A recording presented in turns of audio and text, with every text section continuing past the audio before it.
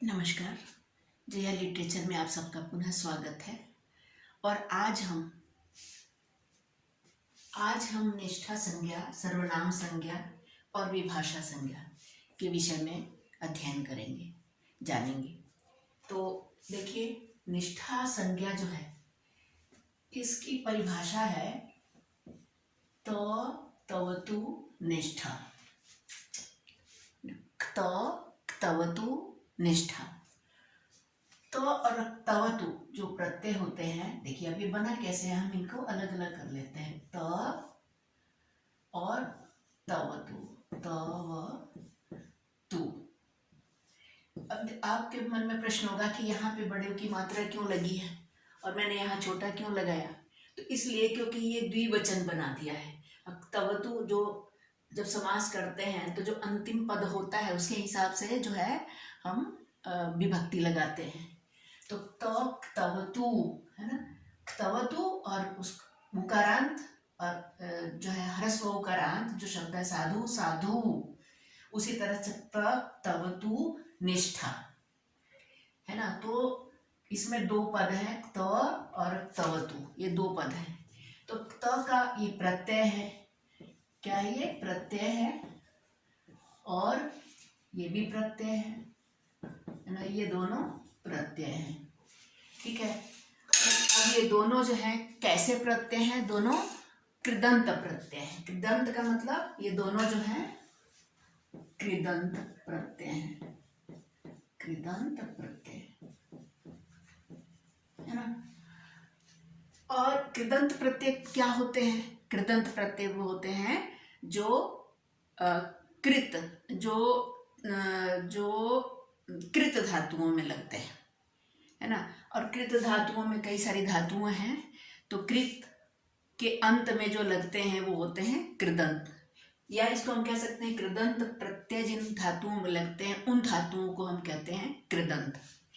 तो ये धातु वाले प्रत्यय क्रियाओं में लगते हैं, धातुओं में लगते हैं, ये संज्ञा और सर्वनाम शब्दों में नहीं लगते हैं। जैसे आपने दो तरह के रूप पढ़े होंगे ना, शब्द रूप और धातु रूप। तो ये धातुओं में तीता, अंति, सीथा था, ये जो प्रत्यय होते हैं ना, है ना, इनमें ये लगते हैं रूप बनाते हुए, धातु रूप बनाने के लिए लगते हैं कृदंत प्रत्यय। ठीक है। तो ये धातुओं में लगते हैं, है ना। अब इसमें जो है ये जो क है ना, तो का क्या शेष बचता है? सिर्फ तो शेष बचता है। और ये जो तवतु का सिर्फ तवतु शेष बचता है ना। क्यों?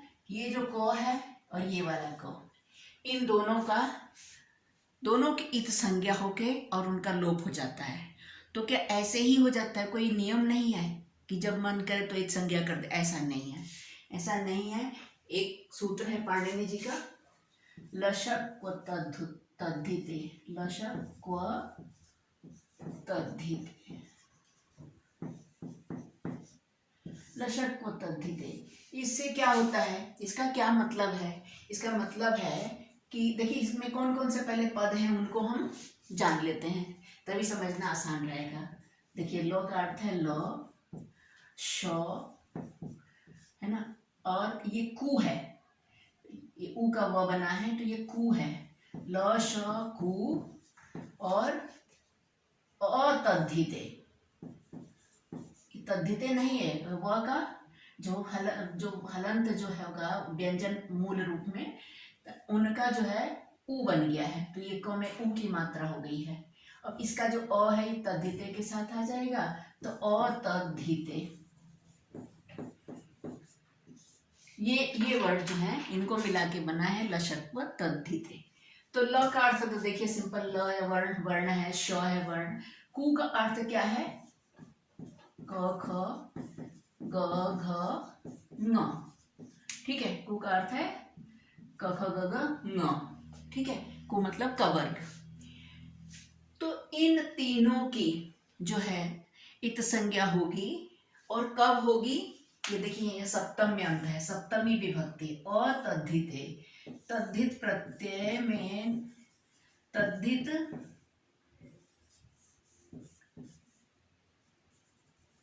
प्रत्यय में न लगे हो तो, तद्धित प्रत्ययों में न लगने पर, न लगने पर, ठीक है। ये देखिए ये ध है, तो ये लशक और तद्धित, जो तद्धित प्रत्यय होते हैं वो शब्दों में लगते हैं, संज्ञा और सर्वनाम शब्दों में। तो जब संज्ञा या सर्वनाम शब्दों में लगने वाले जो प्रत्यय हैं उनमें नहीं, बल्कि इसका मतलब यह है, और तद्धित का मतलब है तद्धित में नहीं, मतलब संज्ञा और सर्वनाम शब्दों में लगने वाले प्रत्ययों में अगर ल, श और कु अर्थात पूरा का वर्ग आ रहा है तो वहां पे नहीं। इसका मतलब यह है कि धातुओं में, इसका मतलब है कि जब धातुओं में ये प्रत्यय, धातुओं में लगाने जाने वाले जो प्रत्यय हैं, जैसे तक, तवतु और बहुत सारे है ना, क्षत्रिय, शानच वगैरह, तो जब जो धातुओं में लगाने वाले प्रत्यय नहीं है, सॉरी लगाने वाले प्रत्यय हैं, जैसे तक, तवतु, वहीं पर जो अगर क, यहाँ भी क और क आ गया है, लेकिन अगर यहाँ पे ल, श और क वर्ग में से कोई सा भी वर्ण अगर आता तो उसकी जो है इत संज्ञा होके और तस्य लोपा से उसका लोप हो जाता, उसका लोप हो जाता। लोप किसको कहते हैं? अदर्शनम लोपा, प्रसक्तस्य अदर्शनम लोप संज्ञा स्यात्। जो वर्तमान है और उसको फिर भी हम नहीं देख रहे हैं, उसका लोप हो रहा है, ना उसको हम देख रहे हैं, ना सुन रहे हैं, ना पढ़ रहे हैं, तो उसका जो है उसे लोप कहते हैं। तो यहाँ पर क का जो है लोप हो गया, तो अब यहाँ से बचेगा क्या?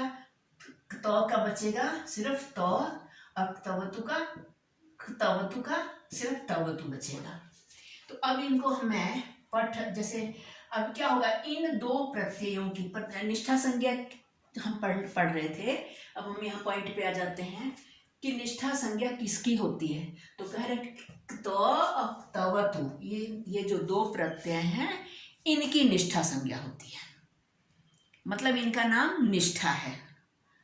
जैसे तरप और तमप की, जैसे इससे पहले हमने पढ़ा था घ संज्ञा हुई थी, उसी तरह से त और तवतु, ये जो दो प्रत्यय हैं इनकी निष्ठा संज्ञा होती है। जानना सिर्फ यही बात है, मुख्य बात यही है कि त और तवतु इनकी निष्ठा संज्ञा होगी।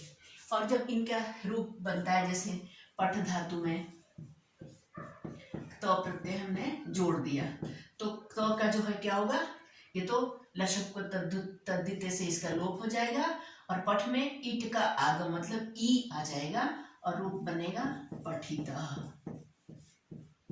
इसी तरह तवतु, अब ये जो है तीनों लिंगों में चलता है ना। तो हम पुल्लिंग जैसे बनेगा पठितवान, पठितवान, पठितवंतो, पठितवंता, ऐसे ही पठितवती स्त्रीलिंग में, और इसी तरह जो है पठतवत, है ना। तो पठतवत नहीं बनता है, वहां पे बनता है पठितवान, है ना। पठतवत नपुंसक लिंग में बनेगा, पुल्लिंग में बनेगा पठितवान। तो अब इसी में पठ धातु में ही हम तवतु प्रत्यय जोड़ लेते हैं। देखिए पठ धातु में तवतु, क का हो जाएगा लशक तद्धिते सूत्र से लोप, तवतु, और तवतु का हो जाता है तवान पुल्लिंग में, तो बन जाता है पठितवान, पठितवान, है ना। और भी बहुत सारे उदाहरण हैं। गम धातु में गतः, तवतु प्रत्यय जोड़े तो, और गतमान, है ना। दा धातु में दत्तः, दत्तवान, है ना। लिख से लेखितः, लेखितवान। तो इस तरह से जो है शब्द बन जाएंगे। और संक्षेप में यही याद रखना है कि त और तवतु का जो है ये निष्ठा संज्ञा होती है। और अब हम पढ़ लेते हैं सर्वनाम। सर्वनाम संज्ञा, सर्वनाम किसको कहते हैं? कहने का मतलब ये है संक्षेप में कि सर्वनाम कहते किसको हैं। तो कहते हैं कि सर्वादीनि सर्वनामानि, सर्व आदि जो है, सर्वादीनि, ये देखिए सूत्र है इसका, सर्वादीनि, सर्व आदीनि, सर्व आदि है जिसके मध्य में, है ना। सर्व आदि की क्या होती है? सर्वनाम संज्ञा।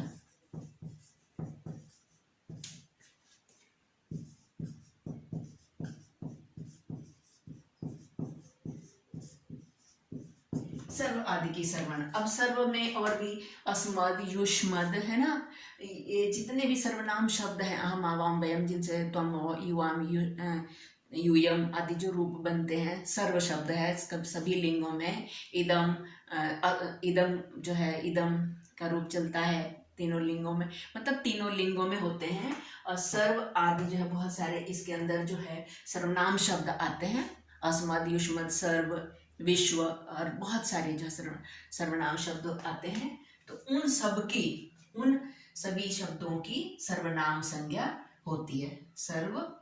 और यहाँ पे हम अस्मद, युष्मद लिख सकते हैं। अस्मद, अहम, आवाम जो रूप चलता है, युष्मद जो भी सर्वनाम शब्द हैं, है ना, उनकी जो है सर्वनाम संज्ञा होती है। युष्मद की सर्वनाम संज्ञा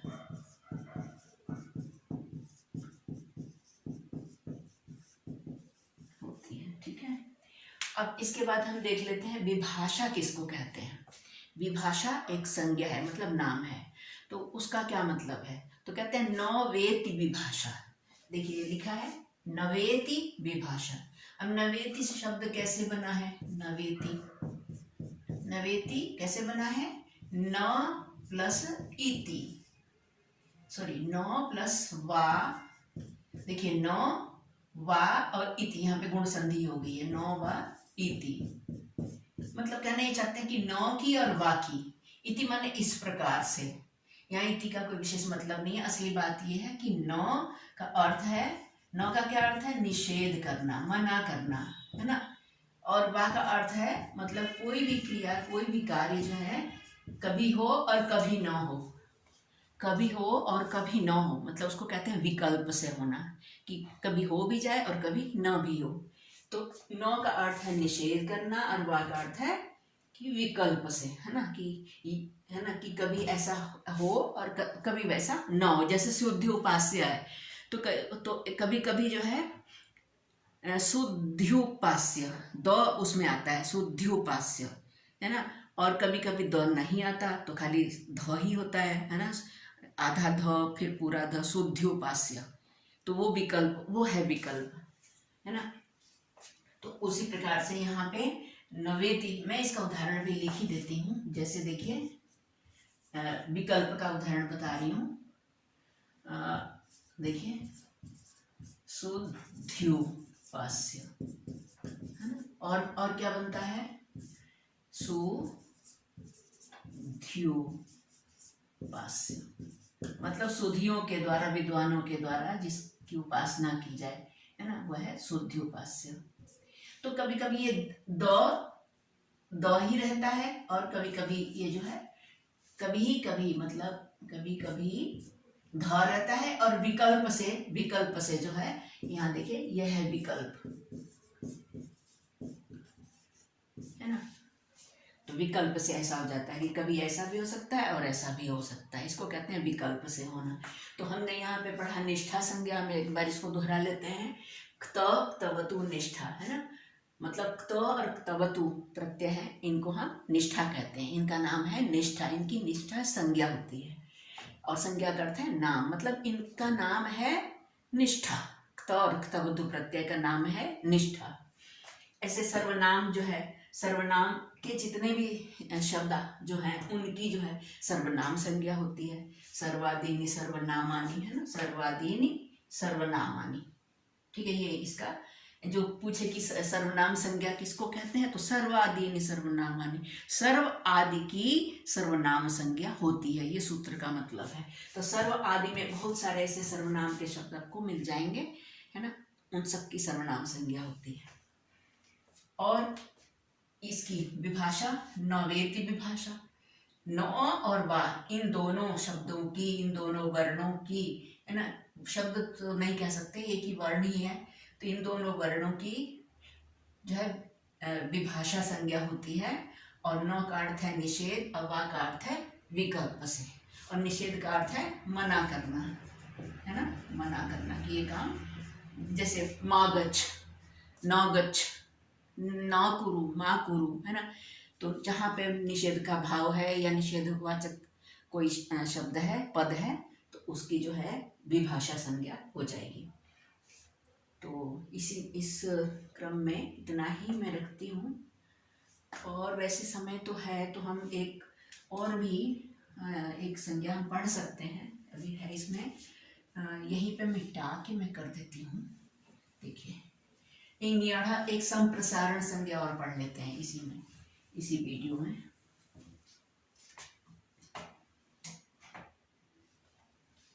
संप्रसारण संज्ञा, संप्रसारण है ना।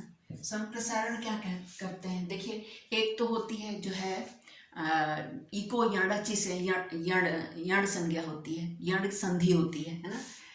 और एक होती है यहाँ पे संप्रसारण संज्ञा होगी। संप्रसारण का मतलब क्या है, देखिए, पहले तो हम उस संप्रसारण को समझने के लिए हमें पहले जो है यण संज्ञा को पढ़ना पड़ेगा, है ना। यण का मतलब है य, व, र और ल, य, व, र, ल, ठीक है। तो पहले हम जैसे यण संधि पढ़ते हैं तो उसमें क्या होता है, कि इक मतलब ई, ऊ, री और री और री, है ना। इक प्रत्याहार में ई, ऊ, री ही तो आते हैं ना। तो जब यण संधि होती है तो इसमें क्या कहते हैं कि इक का यण हो जाता है ना, य, व, र, ल, है ना। अब संप्रसारण का जो है एक सूत्र भी है ना। इस सूत्र है, यहाँ पे देख लीजिए, इंग यणः संप्रसारणम्,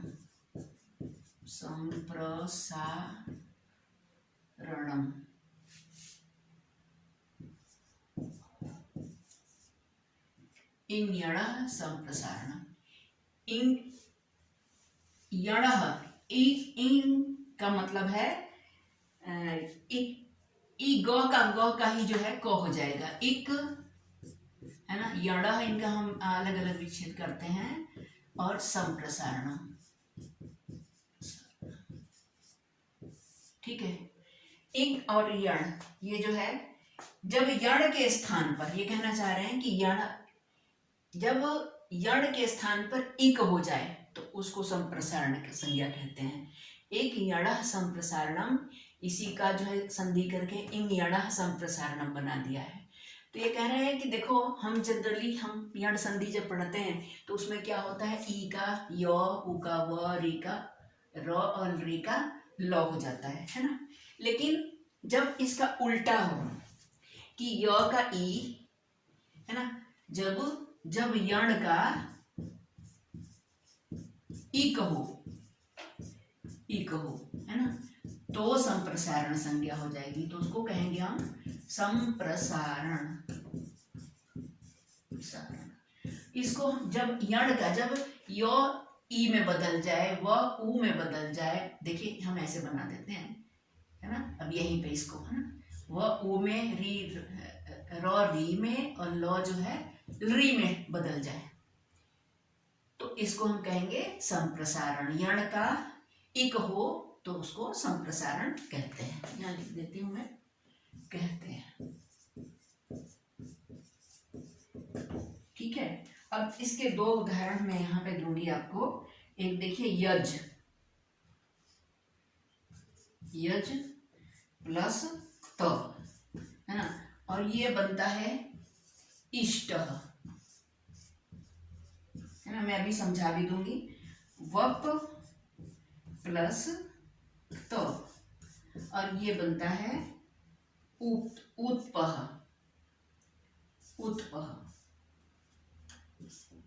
है ना, उत्पह। देखिए कैसे, ये जो यज है, यज और त को जोड़ के, है ना, यतः नहीं बना। जैसे इसका तो जो है इत संज्ञा तो वैसे ही है ना, हलंत्यम से यज का, है ना, ये हो जाता, ये लशक को तद्धिते से क हो जाता, तो य और त यतः नहीं बनता है ना। क्या बनता है, य जो है ई में बदल जाता है ना। क्योंकि क्यों बदलता है? क्योंकि ई इचु यशानम तालु, ई और य दोनों जो है, दोनों का उच्चारण स्थान एक ही है। तो ई जैसे यहाँ पे ई य में बदलता है, ई का य हो जाता है, उसी प्रकार जब संप्रसारण होता है मतलब तो उसका ठीक उल्टा हो जाता है। यहाँ पर यज का य का ई हो जाता है, ठीक है। और ये तवर्ग जो है तो टवर्ग में बदल गया है, तो बन गया है इष्ट। यहाँ पे भी सूत्र लगता है, जब हम संधि पढ़ेंगे तो उसमें इसका खुलासा होगा, इसको जो हम इसका विस्तार से वर्णन करेंगे।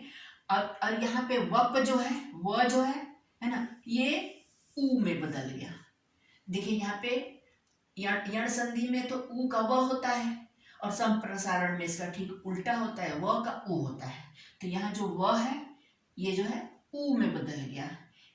इसको की फिर से लसट को तद्धिते से इसका जो है इत संज्ञा होके तस्य लोपा से लोप हो गया। यहाँ प की जो है हलंत्यम से इत संज्ञा हो गई। तो बनना तो वैसे चाहिए था व और त, वत बन जाना चाहिए था, लेकिन नहीं, ये क्या होगा, यहाँ पे संप्रसारण संज्ञा हो गई। अब व और ऊ है ना, व और व जो है ऊ में बदल गया है ना। तो इसलिए क्या, क्योंकि देखिए अब क्योंकि एक तो उपु पद्मानियानम ओष्ठौ है ना, ऊ का उच्चारण स्थान ओष्ठ है। अब वकारस्य दंतोष्ठम, अब व का दांत और ओष्ठ है ना, तो ओष्ठ तो है ही है ना, इसीलिए वो जो है ऊ में बदल गया, तो व का ऊ बन गया। इसको कहते हैं संप्रसारण। तो एक बार इसको फिर से दोहरा लेते हैं, है ना। ये यहाँ पे भी अभी यहाँ नहीं लिखना चाहिए था, ठीक है। देखिए जब इक का यण हो तो ये इक का यण जब होता है, जब इक यण में बदलता है तो यहाँ तो यण संधि हो जाती है ना, यण संधि हो जाती है। लेकिन जब यण है ना इक में बदल जाए तो संप्रसारण, यह है संप्रसारण, ठीक है। देखिए ये तीर का निशान इधर को है। यक का यण का इक में बदलना संप्रसारण, और इक का यण में बदलना जो है यण संधि बनती है फिर, ठीक है ना, इको यणची से, ठीक है ना, इको यणची।